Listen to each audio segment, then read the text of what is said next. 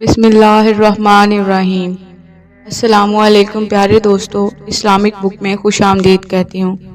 دوستو، آج کی اس ویڈیو میں ہم جانیں گے کہ سب سے پہلا قاتل اور مقتول کون تھا، اور کیسے ایک عورت کے فتنہ عشق اور حسد میں مبتلا ہو کر ایک بھائی نے اپنے دوسرے بھائی کو قتل کر دیا۔ دوستو، ویڈیو کو جاننے کے لیے اینڈ تک دیکھتے رہیے گا اور بالکل بھی اسکپ مت کیجیے گا۔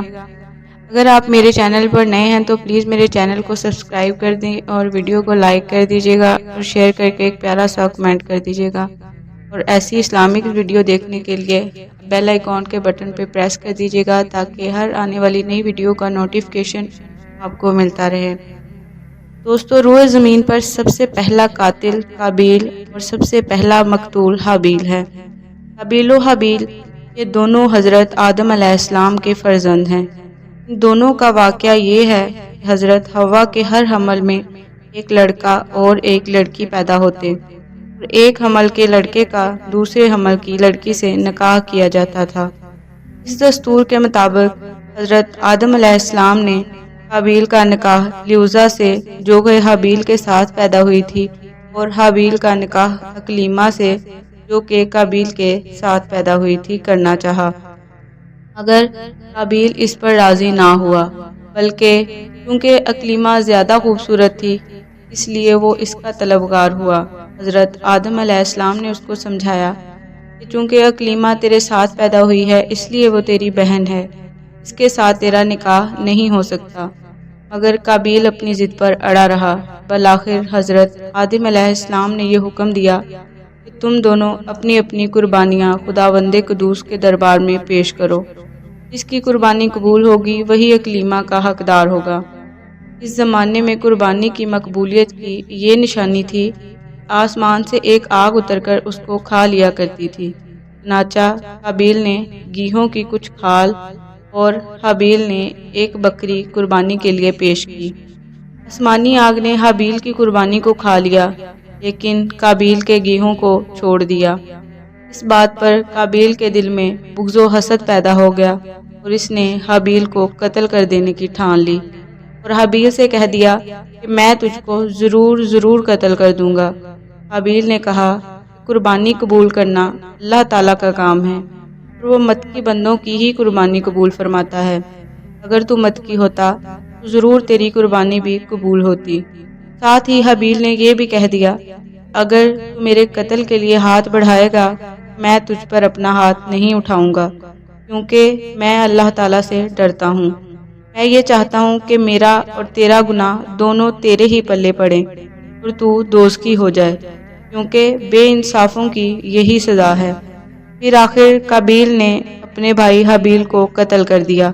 بوقت قتل حابیل کی عمر 20 برس کی تھی، اور قتل کا یہ حادثہ مکہ مکرمہ میں جبل ثور کے یا جبل ہرا کی گھاٹی میں ہوا، اور بعض کا قول ہے کہ بصرہ میں جس جگہ مسجد اعظم بنی ہوئی ہے، منگل کے دن یہ سانحہ ہوا۔ بے شک اللہ تعالیٰ بہتر علم رکھنے والا ہے۔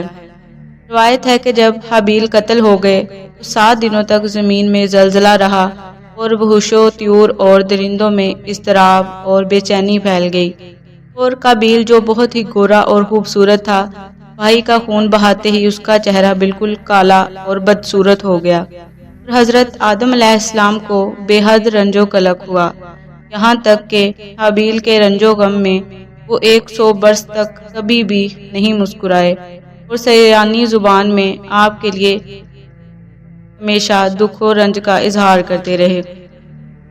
حضرت آدم علیہ السلام نے شدید غضبناک ہو کر قابیل کو پھٹکار کر اپنے دربار سے نکال دیا، اور کہا کہ یہاں سے نکل جاؤ۔ وہ بدنصیب اکلیمہ کو ساتھ لے کر یمن کی سرزمین عدن میں چلا گیا۔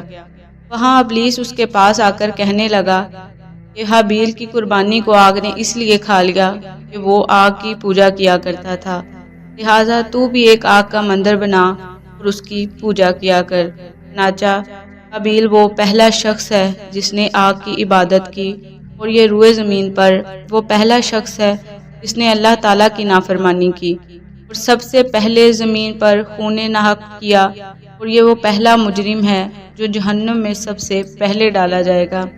اور حدیث شریف میں ہے کہ روئے زمین پر قیامت تک جو بھی خون ناحق ہوگا قابیل اس میں حصہ دار ہوگا، کیونکہ اس نے سب سے پہلے قتل کا دستور نکالا۔ اور قابیل کا انجام یہ ہوا کہ اس کے ایک لڑکے نے جو کہ اندھا تھا اس کو ایک پتھر مار کر قتل کر دیا، اور یہ بدبخت نبی زادہ ہونے کے باوجود خدا کی پرستش کرتے ہوئے کفر و شرک کی حالت میں اپنے لڑکے کے ہاتھوں مارا گیا۔ قابیل کے قتل ہو جانے کے بعد 5 برس بعد حضرت شیش علیہ السلام پیدا ہوئے، جبکہ حضرت آدم علیہ السلام کی عمر شریف 130 برس کی ہو چکی تھی۔ آپ نے اس ہونہار فرزند کا نام شیش رکھا۔ یہ سریانی زبان کا لفظ ہے اور عربی میں اس کے معنی حبت اللہ یعنی اللہ کا عطیہ ہے۔ حضرت آدم علیہ السلام نے 50 صحیفے جو آپ پر نازل ہوئے تھے ان سب کی حضرت شیش علیہ السلام کو تعلیم دی اور ان کو اپنا وسیع اور خلیفہ اور سجادہ نشین بنایا اور ان کی نسل میں خیر و برکت ہونے کی دعائیں مانگی۔ ہمارے حضور خاتم النبیین انہی حضرت شیش علیہ السلام کی اولاد میں سے ہیں۔ دوستو ویڈیو کیسی لگی پلیز کمنٹ میں ہمیں بتائیے گا، اور ہماری حوصلہ افزائی کے لیے ہمارے چینل کو سبسکرائب کرنا مت بھولیے گا۔ اپنا بہت سارا خیال رکھیے گا، دعاؤں میں یاد رکھیے گا۔ اللہ حافظ۔